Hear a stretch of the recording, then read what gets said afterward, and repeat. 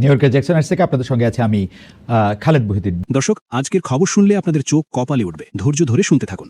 2026 সালের ২রা মার্চ এই মুহূর্তে আমি যখন আপনাদের সঙ্গে কথা বলছি, পৃথিবী আজ এক ভয়ঙ্কর যুদ্ধের দ্বার প্রান্তে দাঁড়িয়ে।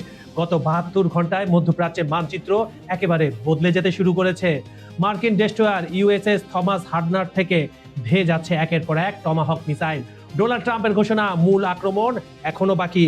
অন্যদিকে ইরানের সেনাবাহিনী সরাসরি আঘাত হেনেতে ইসরায়েলের প্রধানমন্ত্রী নেতানিয়াহুর কার্যালয়ে প্রশ্ন উঠছে, ট্রাম্প কি তবে ইরানকে মানচিত্র থেকে মুছে দিতে চান, নাকি আমেরিকা নিজেই পা দিচ্ছে এক অন্তহীন যুদ্ধের ফাঁদে? আসসালামু আলাইকুম বন্ধুরা, খবর সংযোগের বিশ্লেষণমূলক অনুষ্ঠানের আজকের ভিডিওতে আমরা ফাঁস করব সেই সব তথ্য যা হয়তো আপনার চোখ এড়িয়ে গেছে। চলুন তাহলে শুরু করি। ইরানে মার্কিন ইসরায়েল হামলা, গভীর গর্তে ফেসে যাচ্ছে কে? ট্রাম্প। ডোনাল্ড ট্রাম্প বারবার শান্তির কথা বললেও বর্তমানে মধ্যপ্রাচ্যের আকাশ টমাহক মিসাইলের ধোঁয়ায় আচ্ছন্ন। গত সপ্তাহে ইরানে পারমাণবিক স্থাপনা গুড়িয়ে দেওয়ার দাবি করার পর বিশ্ব যখন কিছুটা স্থবির হওয়ার অপেক্ষায় ছিল, ঠিক তখনই সিএনএন এর সাক্ষাৎকারে ট্রাম্পের এক হুঙ্কার পুরো সমীকরণ বদলে দিয়েছে। তিনি সরাসরি হুঁশিয়ার দিয়ে বলেছেন, তারা এখনো কঠোর আঘাত শুরুই করেনি, মূল আক্রমণটি শীঘ্রই আসছে। তার এই মন্তব্যে ওয়াশিংটন থেকে তেহরান পর্যন্ত থরথর করে কাঁপছে। বিশ্লেষকরা মনে করছেন এটি কেবল সামরিক শক্তি প্রদর্শন নয়, বরং ইরানকে মানচিত্র থেকে মুছে দেওয়ার এক চরম মনস্তান্ত্রিক লড়াই, যা বিশ্বকে ভয়ঙ্কর অবস্থার দ্বার প্রান্তে নিয়ে দাঁড় করিয়েছে। তবে ট্রাম্পের এই রণকৌশল নিয়ে খোদ আমেরিকার ভেতরেই তোলপাড় শুরু হয়েছে। সমালোচকদের প্রশ্ন, ট্রাম্পের কি আসলে কোনো রোডম্যাপ আছে, নাকি তিনি কেবল উত্তেজনার বশবর্তী হয়ে পা দিচ্ছেন এক অন্ধকার গহ্বরে? বিশ্লেষকরা সতর্ক করে বলেছেন, ইরানের মতো একটি শক্তিশালী দেশের উপর এই ধরনের আক্রমণ কোনো 4 দিন বা 4 মাসের অভিযান নয়, এটি কয়েক বছর ব্যাপী রক্তক্ষয়ী যুদ্ধে রূপ নিতে পারে। অনেকের ধারণা, ট্রাম্পের এই মারমুখী অবস্থানের পেছনে আসন্ন মার্কিন নির্বাচনে রাজনৈতিক চাল লুকিয়ে আছে। ভোটারদের নজর কাটতে গিয়ে তিনি কি এমন এক অন্তহীন যুদ্ধের ফাঁদে পা দিচ্ছেন, যা থেকে বের হওয়ার পথ আমেরিকার জানা নেই? পেন্টাগনের সাম্প্রতিক হুঁশিয়ারি মধ্যপ্রাচ্যের রণক্ষেত্রে এক নতুন আগুনের সংকেত দিচ্ছে।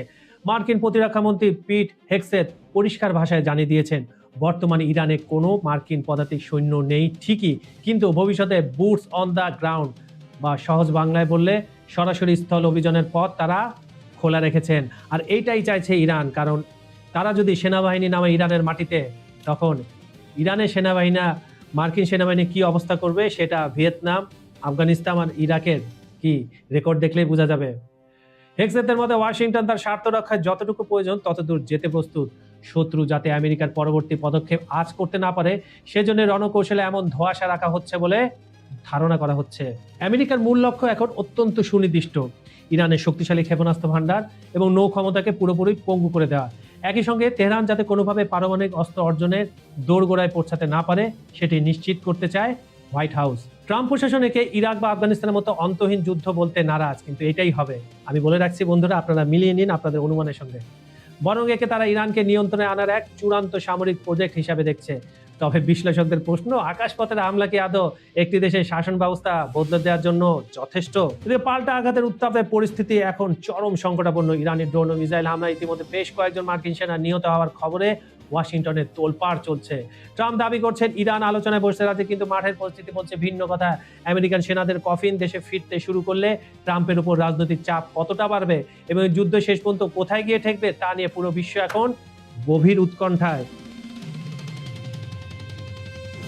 ইরান শুধু মার খাচ্ছে না, বরং তারা এখন ইসরায়েলের খোদ পাওয়ার সেন্টার বা ক্ষমতার কেন্দ্রে সরাসরি থাবা বসিয়েছে। ইরানের সেনাবাহিনী ঘোষণা করেছে তারা তাদের অত্যাধুনিক ও বিধ্বংসী খাইবার ব্যালিস্টিক ক্ষেপণাস্ত্র দিয়ে সরাসরি হামলা চালিয়েছে ইসরায়েলি প্রধানমন্ত্রী বেনিয়ামিন নেতানিয়াহুর কার্যালয় এবং বিমান বাহিনীর প্রধানদের সদর দপ্তরে। গোয়েন্দা রিপোর্ট বলছে, তেল আবিবের আকাশে তখন কেবল সাইরেন আর আগুনের গোলা।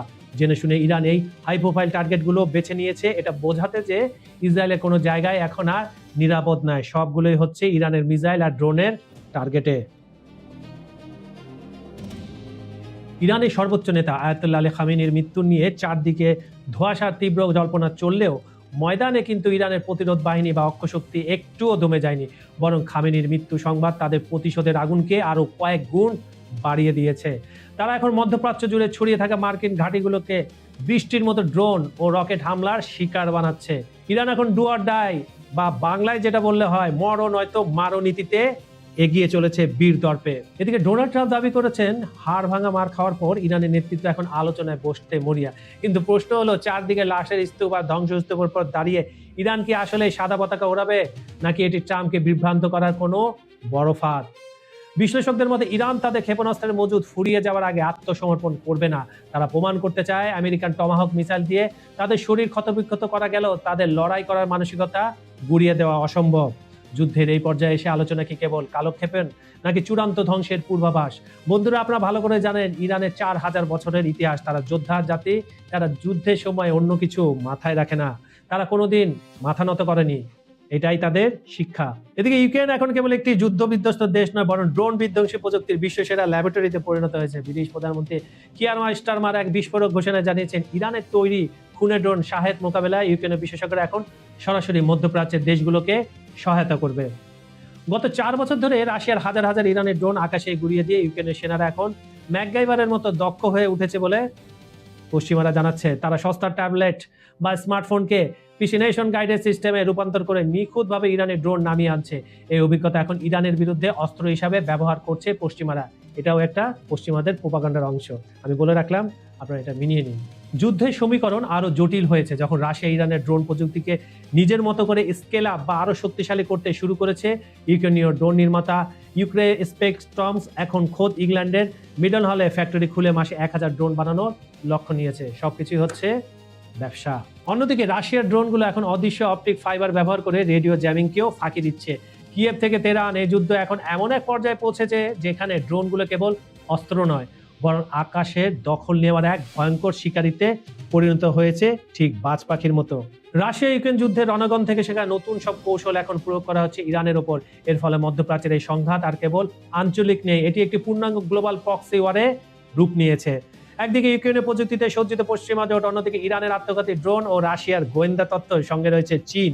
এই হাইটেক যুদ্ধের নতুন ব্যাকরণ বলছে সম্মুখ সমরের চেয়ে আকাশপথের এই ড্রোন যুদ্ধই নির্ধারণ করে দেবে ট্রাম্পের পরবর্তী পদক্ষেপ সফল হবে নাকি আমেরিকা আরো একটি অন্তহীন চোরাবালিতে ভিয়েতনামের মতো তলিয়ে যাবে। পৃথিবী এখন দুই ভাগে বিভক্ত, একদিকে ট্রাম্পের অপারেশন এপিক ফিউরি, অন্যদিকে ইরানের মরণপণ প্রতিরোধ।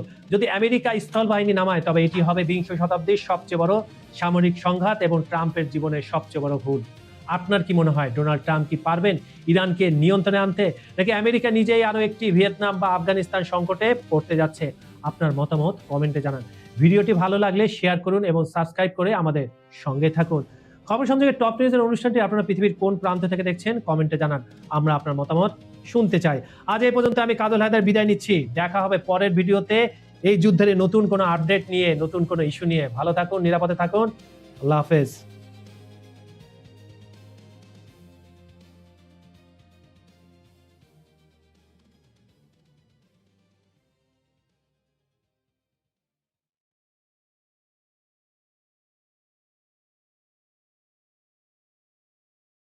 তো ভাই, খামেনি সাহেবের যে এই ঘটনা ঘটবে বলছেন, এই ঘটনা ঘটবে মানে এখন আমি বিশ্বাস করতে পারছি না। আমি বুঝি না সারা। এর আগের ভিডিওতে আমি আপনাদেরকে বলছি যে মারা গেছে ভালো কথা, মানুষ মারা যেতে পারি, মানুষ তার সারা জীবন বেঁচে থাকে না। এখন দুর্ঘটনায় মারা যাক, যুদ্ধে মারা যাক, অসুখ বিসুখ হয়ে মারা যাক বা এমনি মারা যাক, মারা যেতে তো পারে নানান কারণে। তো ভাই, ডেড বডিটা দেখালে সমস্যাটা কি? এখন তার ডেড বডি তো আর ইসরায়েলিরা তো নিয়ে যায়নি সাথে করে।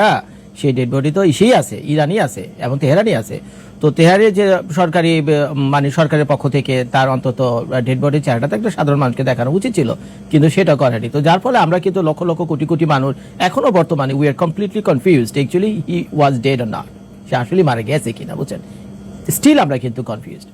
তো এখন মনে করেন সারা দুনিয়া যত পত্রপত্রিকা আছে, বড় বড় জার্নাল রয়েছে, অনেক থিঙ্ক ট্যাঙ্ক রয়েছে, বুঝছেন? তো তারা নানান রকম কথাবার্তা ধীরে ধীরে বলতে শুরু করছে যে সত্যি সত্যি যে এইভাবে খামেনি সাহেবের সেই 44 থেকে 45 বছরের সেই রাজত্বকাল, তার রেজিম এইভাবে যে ধসে পড়লো, এর কারণ তারা খুঁজে বের করতেছে, বুঝছেন? নানান রকম ব্যাখ্যা বিশ্লেষণ করতেছে। তো তাদেরই আলাপ আলোচনা শোনার পর ভাই, ব্যক্তিগতভাবে আমার মাথায় 2-4টা চিন্তা ঢুকছে, বুঝছেন? আমার মাথায় 2-4টা চিন্তা ঢুকছে। এই যে খামেনি সাহেব যে তার শাসন চালাইছে, শেষের দিকে খামেনি সাহেবের চারপাশে, বুঝছেন, মির্জাফরে ভরে গেছিল। শেষের দিকে খামেনি সাহেবের চারপাশে মির্জাফর ভরে গিয়েছিল। তো যার কারণে এই খামেনি সাহেব এবং তার শাসনকালকে এই ইসলামিক রেভলিউশনের যে রেজিমটা ছিল ইরানে, তো তাদেরকে দিয়ে বুঝে নানান রকম আকাম করা হয়েছে, প্রয়োজনে অপ্রয়োজনে নানান রকম আকাম করা হয়েছে, প্রয়োজনে অপ্রয়োজনে। তো যে কারণে ইরানের সাথে যখন এই ইসরায়েলের এই কাহিনী হয়েছে, তো আশেপাশে কোনো দেশ, একটা দেশের নাম বলেন, আশেপাশে কোনো দেশ ইরানের পাশে দাঁড়ায়নি। এখন ভাই ইরানকে আপনারা পছন্দ করেন, ইরানকে আমি পছন্দ করি, সেটা ভালো কথা, কিন্তু ভাই এই আশেপাশে যে এত মানুষজন আছে, এত রাষ্ট্র আছে, ভাই সবাই তো খারাপ হয়ে যেতে পারে না, সবাই তো খারাপ হতে পারে না। তো তারা কেন ইরানের পাশে এসে দাঁড়াইলো না? বুঝছেন, এই দুই চারটা কাহিনী আমি আপনাদেরকে বলি।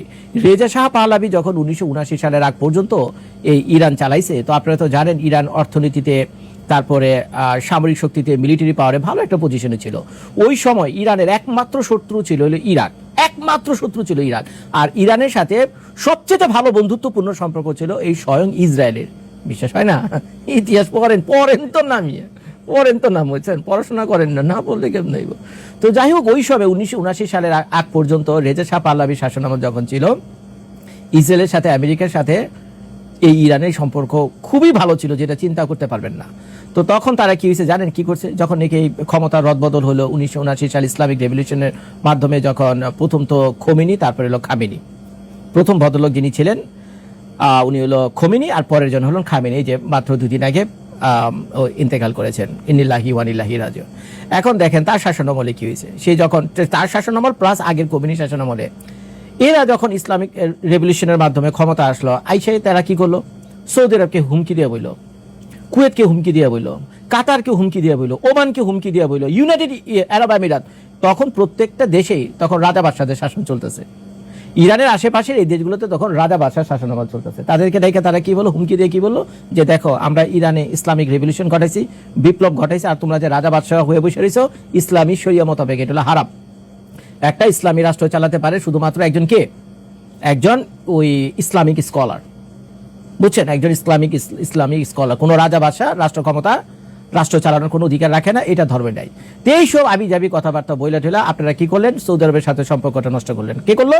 ইরান। চিন্তা করে দেখেন, এই ইরানের সাথে 1979 এর আগে কত ভালো সম্পর্ক ছিল মিডল ইস্টের এই দেশগুলোর সাথে, তো তারা এক এক করে শত্রু তৈরি করলো। এখন যদি আপনি সৌদি আরবের বাদশারে এগুলি বলেন, সৌদি আরবে যারা শাসনে ছিল তাদেরকে যদি বলেন যে মিয়া তুমি যে বাদশাহ হয়ে বসে রয়েছো, তুমি তো মিয়া কাফের, তুমি তো মিয়া নাজায়েজ, চান্স পেলে কিন্তু তোমার উড়ে দেবো, তোমার দেশের ভিতরে কিন্তু ইসলামী এই রেভলিউশন ঘটবে, তারপরে তো তোমার তো কাহিনী হয়ে যাবে না, বুঝছেন? এরকম যদি সারাদিন কইতে থাকেন, এই ইউনাইটেড আরব আমিরাত, কাতার, ওমান, কুয়েত সব জায়গায় মিয়া কি কাহিনী করছে। তো যার ফলে কি হয়েছে, এই এখন আপনারা দেখেন না, এই ইসলামিক যত আশেপাশের রাষ্ট্রগুলো আছে কেউ ইরানের পাশে নেই। এর অন্যতম প্রধান কারণ হলো এটা, আর অনেক কারণ আছে, এই একটা হলো মেইন কারণ।